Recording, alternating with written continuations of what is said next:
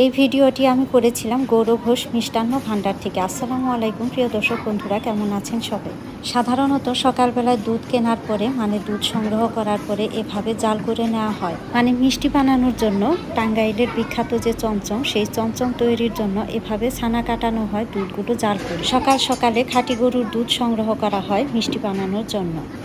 গৌরব ঘোষ মিষ্টান্ন ভাণ্ডারের বেশ কয়েকটি শোরুম এবং দোকান রয়েছে টাঙ্গাইলের বিভিন্ন জায়গা। তবে টাঙ্গাইল পার্ক বাজারের সামনে গৌরব ঘোষের যে দোকানটি রয়েছে, বলা চলে এখানে মিষ্টি তৈরির কারখানা, চমচম তৈরির কারখানা বলা চলে গৌরব ঘোষ মিষ্টান্ন ভাণ্ডারের। অভিজ্ঞ এবং দক্ষ কারিগর দ্বারা মিষ্টি বা চমচম তৈরি করা হয় এখানে। জন্মের পর থেকে শুনে আসছি টাঙ্গাইল কিসের জন্য বিখ্যাত, পোড়া বাড়ির চমচম। আর তাঁতের শাড়ি তো রয়েছেই। দক্ষ এবং অভিজ্ঞ কারিগর দ্বারা সারাদিন এভাবে চমচম তৈরির প্রস্তুতি চলতে থাকে। বিভিন্ন জায়গায় এখান থেকে চমচম এবং মিষ্টি সাপ্লাই দেওয়া হয়।